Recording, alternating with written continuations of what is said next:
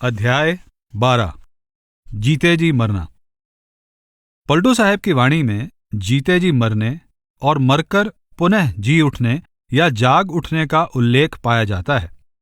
परमार्थी जब शरीर के 9 द्वारों के रास्ते बाहर संसार में फैले हुए अपने मन को सुमिरन के द्वारा समेटकर भौहों के मध्य में एकाग्र करता है, तो मन के साथ बंधे होने के कारण उसकी आत्मा भी धीरे धीरे सारे शरीर में से सिमटकर वहां इकट्ठी हो जाती है। उसका शरीर सुन्न हो जाता है, लेकिन चेतना बनी रहती है। इसी को संतों ने जीते जी मरना और शरीर को खाली करना कहा है। ऐसी अवस्था में अभ्यासी जीवित होता है और उसकी आत्मा का संबंध शरीर से जुड़ा होता है। यह अलग बात है कि उस समय उसका शरीर सुन्न होता है। जब आत्मा इस अवस्था की समाप्ति पर तीसरे तिल अर्थात 10वें दरवाजे को छोड़ शरीर में लौट आती है, तो शरीर पुनः चेतन हो जाता है। वह फिर से सब कुछ महसूस करने लगता है। संतों की भाषा में इसे फिर जी उठना कहते हैं। पलटू साहिब ने भी जीते जी मरने के अभ्यास को ही मुक्ति और प्रभु प्राप्ति का एकमात्र साधन माना है।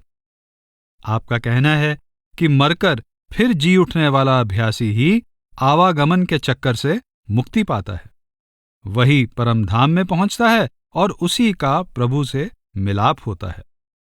जियते मरना भला है, ना ही भला बैराग, ना ही भला बैराग अस्त्र बिन करे लड़ाई, 8 पहर की मार चूके से ठौर न पाई, रहे खेत पर ठाड़ सीस को ले उतारी, दिन दिन आगे चले गया जो फिरे पछारी, पानी मांगे नाही नाही काहू से बोले, छके प्याला प्रेम गगन की खिड़की खोले, पलटू खरी कसौटी चढ़े दाग पर दाग, जीते मरना भला है, ना ही भला बैराग।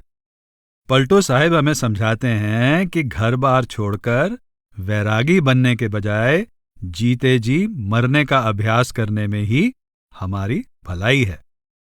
जिज्ञासु को चाहिए कि डटकर यही अभ्यास करे, यही लड़ाई लड़े जो बिना हथियारों के लड़ी जाती है। यह 24 घंटे की लड़ाई है। कहीं गलती हो जाए तो मनुष्य ठिकाने पर नहीं पहुंच सकता।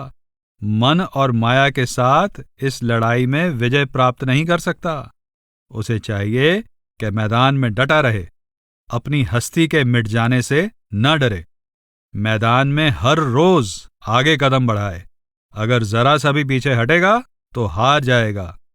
मनुष्य जब सुमिरन द्वारा 10वां द्वार खोलकर अंदर के जगत में प्रवेश करता है, तभी वह प्रभु प्रेम का प्याला पीता है और शब्द धुन को सुनने से उसके हृदय में प्रभु का प्रेम उमड़ता है।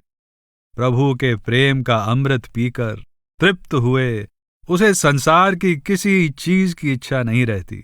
वह संसार की सुख सुविधाओं का पानी नहीं मांगता। उस अमृत को पीने से उसे जिस आनंद की प्राप्ति होती है, उसका वह बखान नहीं कर सकता और चुप ही रहता है। आत्मा पर कई जन्मों के कर्मों की मैल जमी होती है और यह मैल जीते जी मरने से ही साफ हो सकती है, बाहरी बैराग यानी घर बार छोड़ने से नहीं। पलटू साहब कहते हैं कि परख के लिए यह शब्द मार्ग एक खरी कसौटी है। इस पर हर कोई खरा नहीं उतरता, पर भलाई जीते जी मरने का अभ्यास करने में ही है। बैरागी बनकर जंगल में या पहाड़ की गुफा में जा बैठने से काम नहीं बनेगा, यानी प्रभु से मिलाप नहीं होगा। भाव यह है कि जीते जी मरकर ही जीव अंदर के जगत में प्रवेश पाता है और वहां प्रभु प्रेम की मस्ती का आनंद प्राप्त करता है। इसलिए जीते जी मरने का खूब अभ्यास करना चाहिए। राम के घर की बात कसौटी खरी है, झूठा टिके न कोई आज की घड़ी ले, जेते जो मरी जाए सीस ले हाथ में, अरे हां पलटू ऐसा मर्द जो होए परे यही बात में। कोई बहादुर दृढ़ संकल्प जिज्ञासु ही नाम भक्ति के मार्ग पर टिका रह सकता है। यह समझाते हुए पलटू साहब कहते हैं कि संत हमें प्रभु के घर पहुंचने के लिए जो राह बताते हैं वह जीव को परखने के लिए एक खरी कसौटी है। आज तक कोई भी मनमुख इस राह पर टिक नहीं पाया। जो डटकर जीते जी मरने का अभ्यास करने को तैयार हो, जो ऐसा बहादुर हो, वही इस रास्ते पर कदम रखे, वही इस कसौटी पर खरा उतर सकता है। मुक्ति मुक्ति सब खोजत है, मुक्ति कहो कहाँ पाइए जी। मुक्ति के हाथ और पांव नहीं, किस भांति सेती दिखलाइए जी। ज्ञान ध्यान की बात बूझिए या मन को खूब समझाइए जी। पलटू मुए पर किन्ह देखा, जीवत ही मुक्त हो जाइए जी। हमें जीते जी मरने का अभ्यास करके और मन को पूरी तरह वश में करके जीवन काल में ही मुक्ति पा लेने की प्रेरणा देते हुए पलटू साहिब कहते हैं कि मुक्ति की तलाश सबको है, पर बताइए मुक्ति मिलेगी कहाँ? मुक्ति के हाथ पैर तो हैं नहीं और उसकी कोई शक्ल भी नहीं, फिर वह दिखाई कैसे देगी? आपको चाहिए कि किसी संत सद्गुरु से सच्चे ज्ञान और ध्यान का रहस्य समझें और मन को अच्छी तरह समझाकर वश में करें। यह युक्ति अपनाकर जीते जी ही मुक्ति पालें, यानी सद्गुरु के दिए नाम की कमाई करके जीते जी शरीर, मन, माया और कर्मों के बंधन से मुक्त हो जाएं, जिससे फिर जन्म न लेना पड़े। मरने के बाद मुक्ति को किसने देखा है? आशिक का घर दूर है, पहुंचे बिरला कोय। पहुंचे बिरला कोय, होए जो पूरा जोगी। बिंद करे जो छार, नाद के घर में भोगी। जीते जी मरी जाए, मुए पर फिर उठ जागे। ऐसा जो कोई होई, सोई इन बात न लागे। पुरजे पुरजे उड़े, अन्न बिन बस्तर पानी। ऐसे पर ठहराए, सोई महबूब बखानी। पलटू आप लुटा वही, काला मुंह जब होए। आशिक का घर दूर है, पहुंचे बिरला कोय। प्रेमी भक्त प्रभु के घर को ही अपना असली घर समझते हैं और वहीं जाना चाहते हैं। पलटू साहब उन्हें चेतावनी देते हैं कि तुम्हारा वह घर बहुत दूर है, कोई विरला भक्त ही वहां पहुंचता है।